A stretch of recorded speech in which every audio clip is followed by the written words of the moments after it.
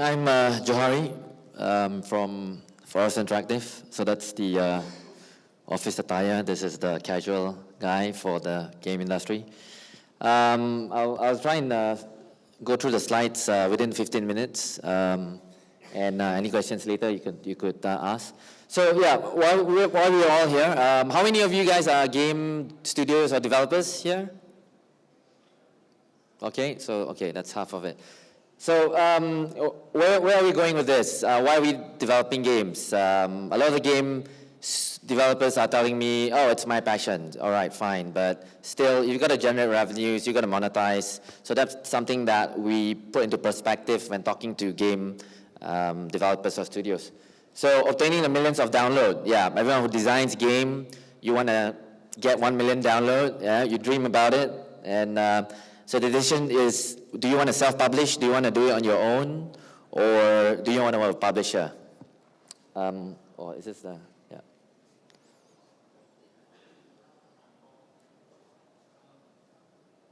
This one?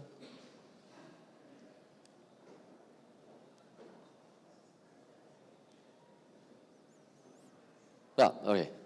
So finding a right publisher in Southeast Asia. So what do you need to know? Southeast Asia, like what Maxim mentioned earlier, it's quite a complicated market. We have 11 countries now, and most of the countries have different languages. So one might reconsider of only having your game in a single language. You know, when you go to markets such as Thailand and Vietnam, it's a totally different thing that you need to localize. Yeah. So if you are not aware, I think you've probably seen this in some of the Newzoo reports.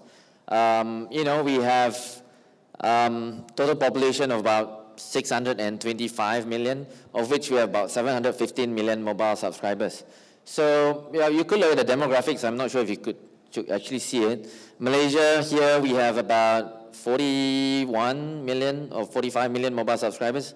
We have about 65% penetration, and there's a lot more people who has not access to smartphones. So very interesting demographic, and that's why a lot of publishers and game studios are actually coming to this region to tap into these numbers. It might look like a big number, but there's actually different markets that you have to really localize and look into how do you want to launch your games. Sorry, which one do I actually press? The red one? Or down? Okay, yeah. So if you look at the stats last year, right? So this is basically the top game publishers worldwide, right? You're seeing a lot of companies in China, Japan, and the US, right? These are the ones actually populating the top 50 charts. Interestingly, you could also see Spotify from Sweden. Some of them were asking me, what's Spotify doing there? Did you know that they just released their games as well? And it's one of the top games as well. And yeah, you might see all the other publishers there. But you might wonder which one of these publishers will actually focus in Southeast Asia. Yeah. So there's not a lot of lists to go by. Of course, we have a lot of emerging game publishers in this region. I might not know all of them because there's a lot of new game publishers as well. You might see, like in Malaysia, so far I only know of 3 game publishers. Probably there's some more smaller ones. So it's not easy. You need to find a game publisher which has extensive knowledge on this region. And you need to shop around, you need to talk to all of them, attend events like this, and see what they have to offer, how much knowledge do they have on the local region, and also talk to at least multiple publishers before you actually decide the right publisher.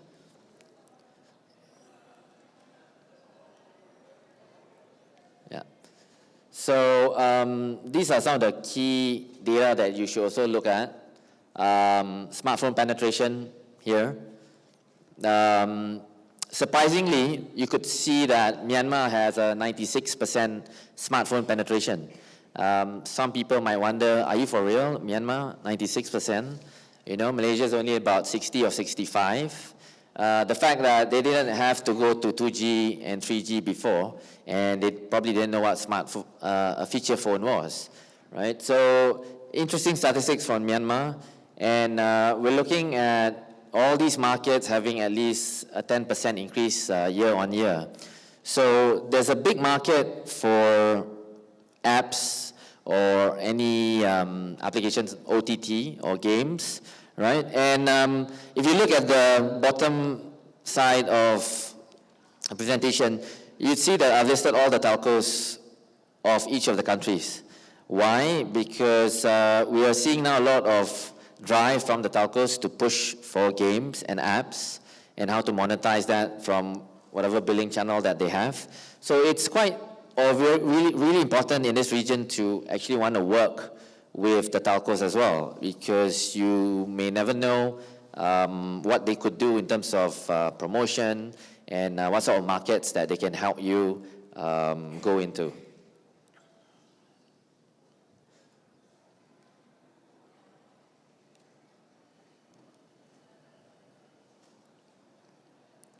So, okay, I'll get straight to the point. A lot of game studios come to us. First question that they ask is, what sort of games are you looking for, right? So when we first started out, it was any game that we can find, right? But what's important is your retention levels and whether you have interesting stats or not. So if you look at this stats, retention rate, these are mostly for apps. The blue line here is for the top 10 apps that you see on the App Store, right? And the second orange line represents the next 50 apps and the next 100 apps. So you'd see, say, for the top 10 apps, it's a constant 75% day one retention, day three retention to about 72, 65. So you need to benchmark these apps or games that you produce and make sure that you know that it's popular, you know that a lot of people are actually coming back to play these games and apps, and then it's probably you're on your way to actually talk to a publisher, because you know, they might not be able to help you actually go down and sit down with you and say, okay, this needs to be improved, that needs to be improved. So this makes it easier for publishers to actually want to probably work on the commercial straight away, because stats is there, and it just needs some tweaking for your games, right? So important stats like LTV, average revenue per user, and also user engagement is very important, right? Now, that was for apps. This is for games. If you look at Android and iOS, it's pretty similar. These are the stats that you need to have if you want to have a successful game, minimum, right? We had people with a day 7 retention of only 5%, and you know, you can't be expecting to ask publishers, hey, you know, how can you help my game if the gameplay or the mechanics of the game is not interesting enough for people to actually want to play, right?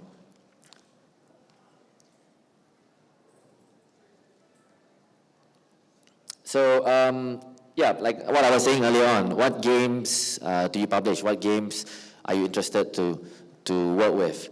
After a lot of discussions with a lot of developers and looking at the games in Southeast Asia, 3 of the games, RPG games, strategy games, and action games, that's something that we look at. So that there are game studios which comes up with casual games. We tried a lot of casual games here in this region. It's a bit more difficult to push out because of the lower retention. And what's interesting is that you might want to learn from the China market. If you notice, especially for Malaysia, we have out of the top 20 games, top grossing games, 11 are from China. And most of it is in Chinese. And you know, for a population in Malaysia of probably about 30% Chinese-speaking Malaysians, that's quite an important data for you to look at, because monetization in, say, an RPG game coming from China is higher here in Malaysia, right? So I've listed out here the strategy and RPG, 21 and 29% in terms of popularity. That's almost half of, yeah, okay, I'll speed it up.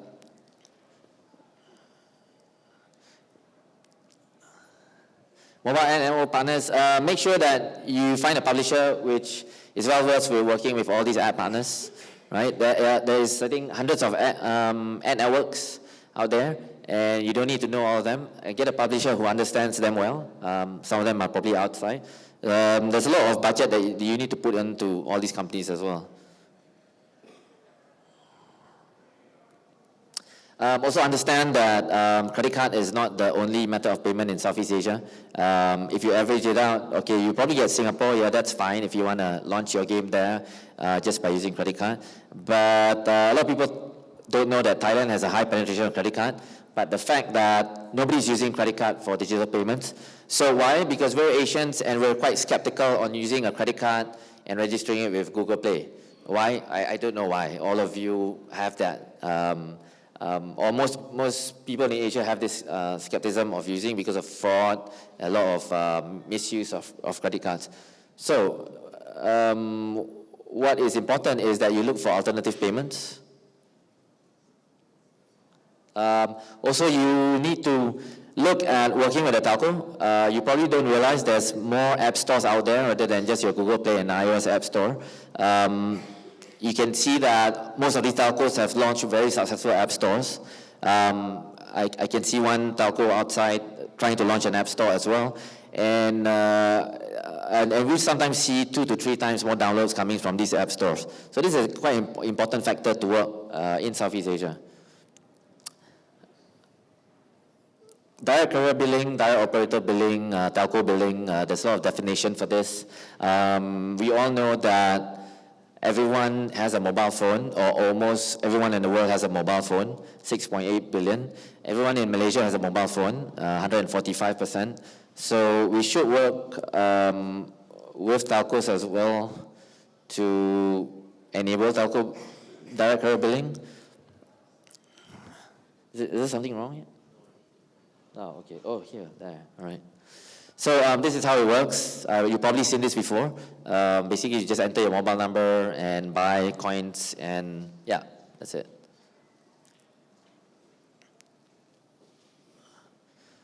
Game studio profile. So you need to ask questions like, have you published a game before, right? Have you experienced with your games in the top 50 charts? How flexible are you to perform modifications and tweaks to your games? And do you have the resources to support product enhancement? So before you actually come to see a publisher, ask yourself these sort of questions because they will be asking you. Now, if you have experience probably working with a bigger game publisher or game studio, it makes it easier because you understand your data, your retention rates, your ARPU. So it's not something very difficult for us to actually sit down with you to explain, right? So don't go to a publisher not knowing anything, and you could get all these data from Google, and yeah. I'll just add a few more. Okay, I'll just skip through important factors to. I'll just skip through this. Yeah, commercial models as well. Revenue shares, license. Some of the game studios want license payment, IP license, but you have to really look at your IPs. Are they strong enough? Revenue shares are always also preferred. However, look at the publisher in terms of what sort of budget or campaign funding that they'll put in, and also look at soft launches. That's quite important to measure your performance. Okay, are you working with the right publisher? So a lot of elements to look at. Does your publisher understand the market well? Right? How to work with the right publisher? Define your market. Beta testing methods. Are they involved in your beta testing? geography support, do they have the right people in the right location to support you? Distributed servers, especially for RPG games, do they actually have physical servers to support you, or is it on an AWS cloud? So that's quite important. Localization is also important, language. Also a hybrid promotion campaign, like in Malaysia, you don't want to run just an English language campaign. You want to have it in Bahasa and Chinese as well, and know how to target properly. And also in Philippines and Thailand, that's very important.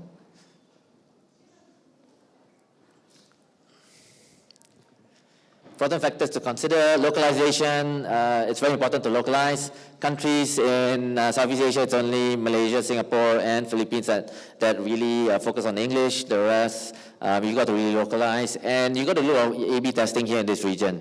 If you look at some of the statistics, they say that Indonesia and Malaysia is some of the best countries for you to actually do an A/B testing. It's very important for you to get a partner or publisher who wants to actually do this with you, spend a bit of advertising and promotion, and then later on decide how you want to replicate that model to the rest of the Southeast Asian countries.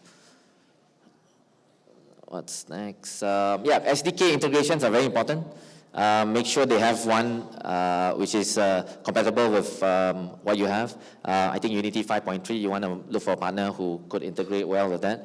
Graphical improvements, they can support you in terms of enhancing your graphics. Compression of file size, and try not to publish something that's more than 70 MB in Southeast Asia, or not many people download that.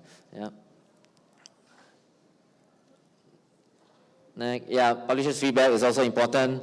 Get someone who could actually send you a list of things that you need to change. Emails are important as well. More points means more changes needs to be done, and more monetization tweaks. Next. And game evaluation process, onboarding, that's what we do as well as a publisher. I guess this is quite standard when you have a publisher to work with. It's not as easy as publishing it right away. There needs to be a lot of integration, testing, feedback, marketing strategy, and also planning. Next, lastly, Forest Interactive. We're a publisher as well. We've been around for about 10 years. Those are the countries that we are in. So if you have any games and you want to work out with a publisher, you could look for us, or you could go out and visit our booth. Thank you. All right.